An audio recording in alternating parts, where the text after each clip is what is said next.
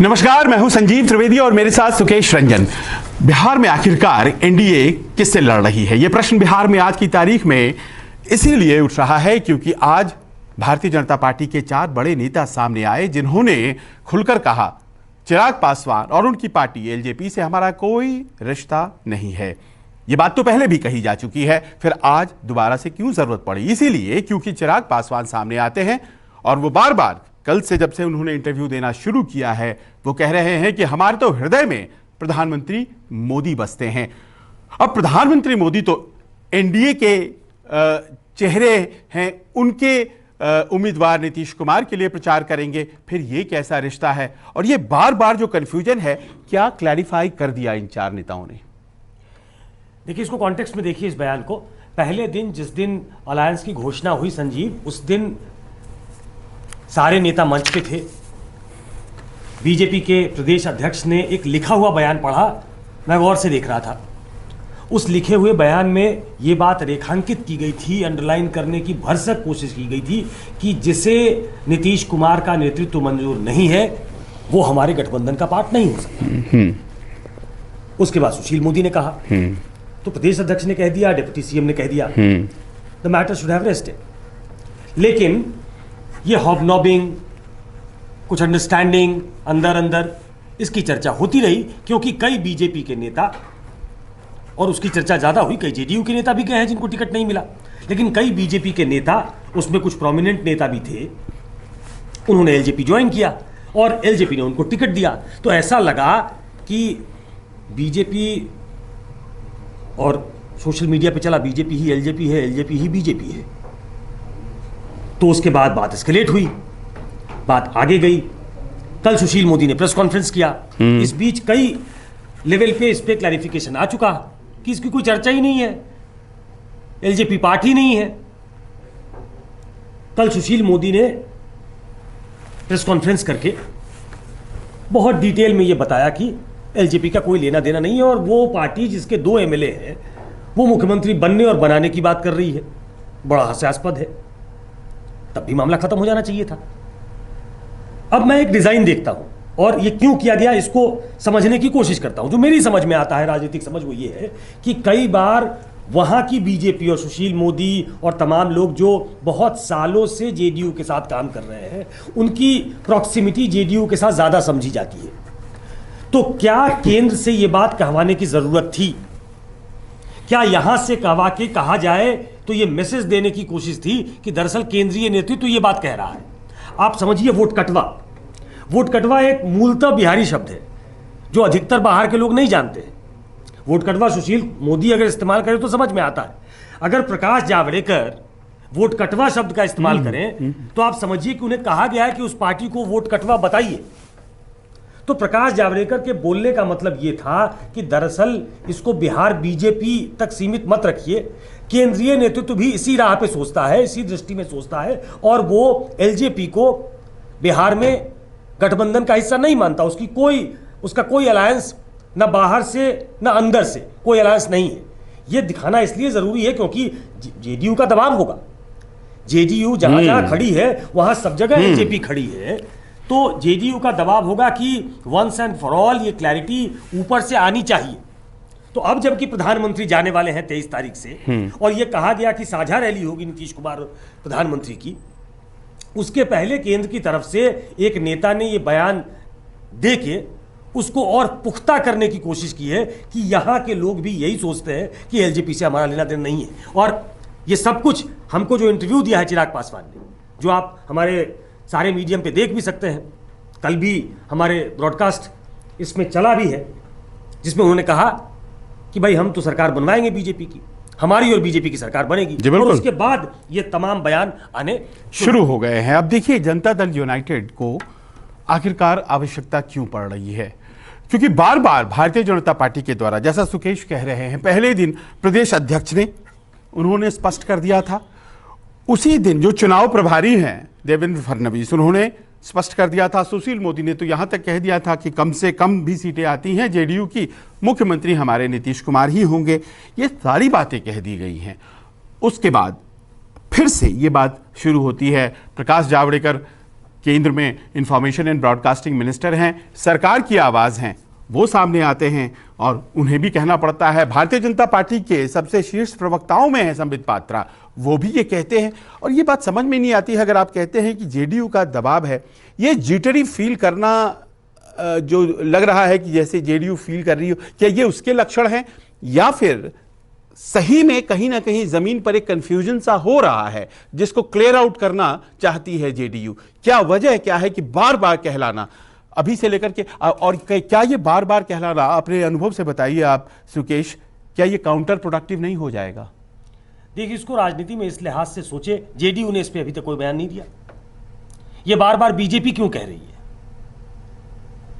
देखिए, बीजेपी वहां चौथी बार सत्ता में आ रही है, सिर्फ जेडीयू सत्ता में नहीं आने जा रही है, बीजेपी उसके साथ सत्ता में आने जा रही है। तो वो उन कंफ्यूजन्स को दूर करना वो भी चाहेगी।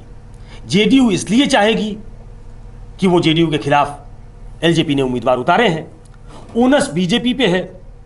जेडीयू के लोग बीजेपी से बात कर रहे होंगे, ऐसा हम एज्यूम करते हैं। ऐसी कोई परिस्थिति राजनीति में होगी और एक कोहेसिव अलायंस दिखे कि जेडीयू के लोग बीजेपी पे अविश्वास करें, बीजेपी के लोग जेडीयू पे अविश्वास करें, ऐसी स्थिति ना हो। एलजेपी ऐसी स्थिति चाहती है। एलजेपी को पॉलिटिकली ये सूट करता है कि जेडीयू और बीजेपी में अविश्वास का माहौल रहे। बीजेपी ये समझे, बीजेपी के कार्यकर्ता समझे कि एलजेपी तो हमको मुख्यमंत्री बनाने वाली है।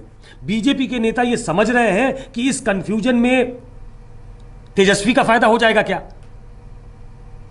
और एक ट्रस्टेड अलाई हमारा जो 96 से रहा, 3 साल छोड़ दीजिए, उस ट्रस्टेड अलाई से भी हमारे संबंध खराब हो जाएंगे क्या? और क्या वो असेस करके ये समझ पा रहे हैं कि एलजेपी ऐसी स्थिति में है क्या ग्राउंड पे कि वो पोस्ट पोल सिनेरियो कोई रूल आउट नहीं कर सकता? क्या महाराष्ट्र में कोई सोच सकता था कि शिवसेना और कांग्रेस की सरकार होगी एनसीपी के साथ? नहीं सोच सकता था। पोस्ट पोल अलायंस, मैं बार बार कह रहा था शुरू से, जब से हमने ये चर्चा शुरू की है कि इस बार का प्री पोल अलायंस कहीं ना कहीं पोस्ट पोल को दिमाग में रख के किया जा रहा है, वो उसको प्रभावित करेगा। तो दिमाग में आएगा, और ये जब काडर के दिमाग में आएगा, अगर थोड़ा बहुत भी नेतृत्व के दिमाग में है तो काडर के दिमाग में परकुलेट करके पूरा जाता है। तो ये दोनों स्तर पे क्लैरिटी चाहते होंगे लोग, उम्मीद कर रहे होंगे लोग कि प्रधानमंत्री कुछ कहने वाले हैं क्या है इस संदर्भ में।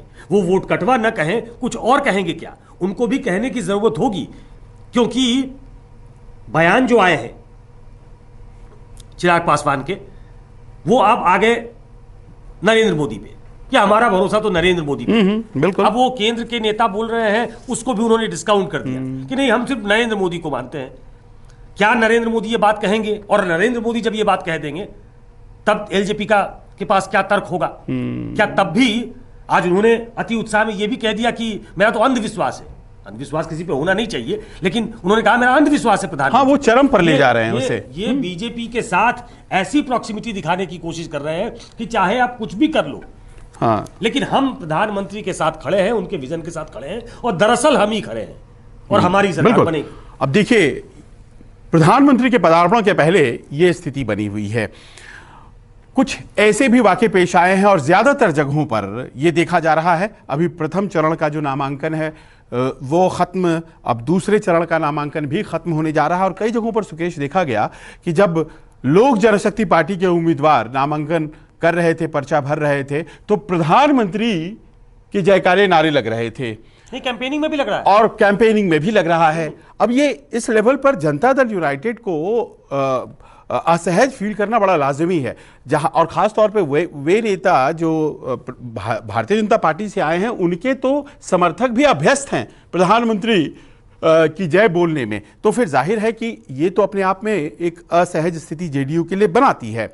अब सवाल यहां पर यह है कि चिराग पासवान कहते हैं कि छाती फाड़ लीजिए और दिखाई पड़ेगा कि प्रधानमंत्री यहां पर हैं। अब ऐसे में जब वो यहां पहुंचते हैं 23 तारीख को, तो प्रधानमंत्री कैसे उसे वोट कटवा कह सकते हैं जिस पार्टी के एक व्यक्ति को उन्होंने अपना सहयोगी बनाया हुआ था, केंद्र में कैबिनेट का दर्जा दिया हुआ था, जिस पार्टी को उन्होंने 6 सीटें, लोकसभा की 6 सीटें जीतने में मदद की थी, क्या वो वोट कटवा के लिए क्वालिफाई करती है? परिभाषा जो है उस हिसाब से।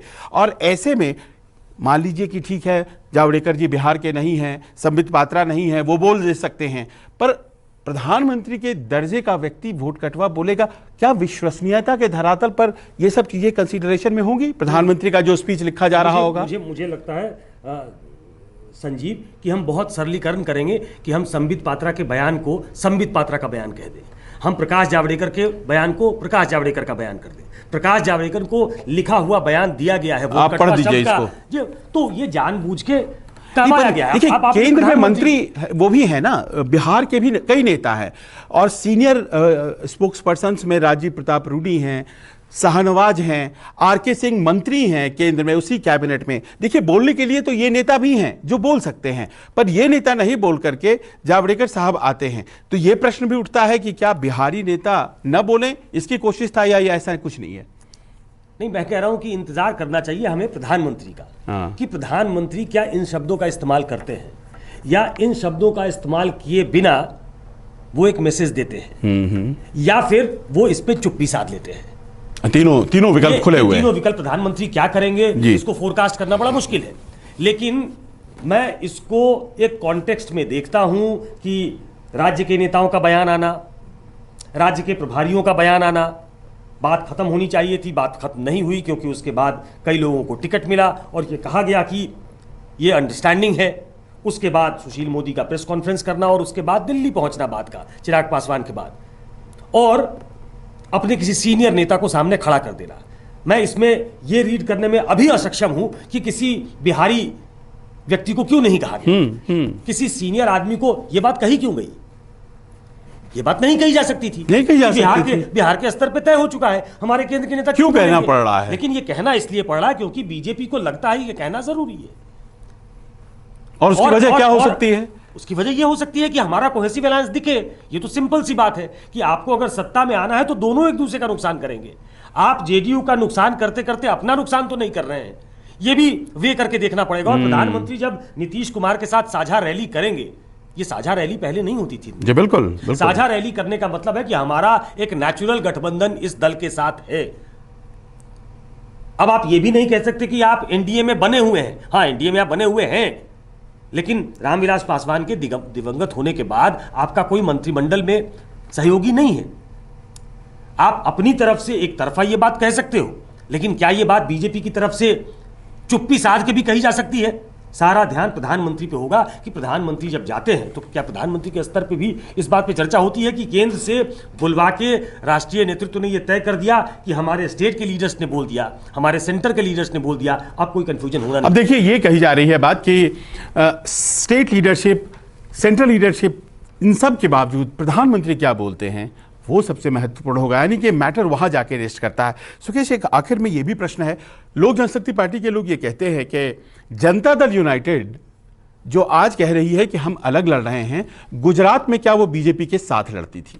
ये मुझे सवाल सुनने को मिला। पिछले 3 चुनाव का खाका तैयार कर रखा है उन्होंने, और हर बार जनता दल यूनाइटेड गुजरात में बीजेपी के खिलाफ लड़ रही थी, तब भी जब चीफ मिनिस्टर वहां नरेंद्र मोदी थे। अब इस प्रश्न का क्या जवाब हो सकता है? नहीं, इस प्रश्न का तो मुझे लगता है सीधा जवाब है, प्राइमरीली जनता दल जो है वो बिहार की पार्टी है। एलजेपी अगर उत्तर प्रदेश की पार्टी होती संजीव, तो शायद इतना इशू नहीं होता। एलजेपी बाहर मणिपुर में चुनाव लड़ी है, उसका एग्जाम्पल हर बार दिया गया कि ऐसा पहले भी हुआ है कि हम सेंटर में साथ हैं लेकिन स्टेट में साथ नहीं है। बिल्कुल। तो यह ऐसा तमाम दलों के साथ हुआ है, लेकिन इसका सीधा सीधा मतलब मेरी समझ से नहीं हो सकता, क्योंकि जनता दल यूनाइटेड गुजरात की कोई रिकॉग्नाइज्ड पार्टी नहीं है। उनका अलायंस गुजरात में न उनकी उस तरीके की पैठ थी, वो अपनी एक प्रेजेंस फील कराने के लिए गुजरात में लड़ने जाते थे। वो सिंबॉलिक फाइट था, सिंबॉलिक कॉन्टेस्ट था। लेकिन जब आप एलजेपी की बात करते हो तो वो प्राइमरीली बिहार की पार्टी है। आपको भी मालूम है उनके सारे सांसद बिहार से आते हैं। आपको मालूम है कि रामविलास पासवान की कर्मभूमि बिहार रही है। तो उन दोनों में पैरेलल खींचना मुझे लगता है कि थोड़ी, अब इसको जैसे देखें वैसे ये इंटरप्रेट हो सकती है कि अगर वो सिंबॉलिक फाइट थी तो फिर फाइट थी ही क्यों, और यहां से वो दूर गुजरात लड़ने क्यों जाते थे जबकि बिहार में जनता दल यूनाइटेड और बीजेपी की सरकार चला करती थी? क्यों आप लगातार 3 बार लड़ते चले गए और भारतीय जनता पार्टी के खिलाफ आप चुनाव लड़े? तो ऐसे प्रतिमान दे दे करके लोक जनशक्ति party, Janata Dal United, Bharatiya Janata party चीजें जो रख रहे हैं सामने, क्या वो वोटर्स को कंफ्यूज कर रही हैं या नहीं कर रही हैं?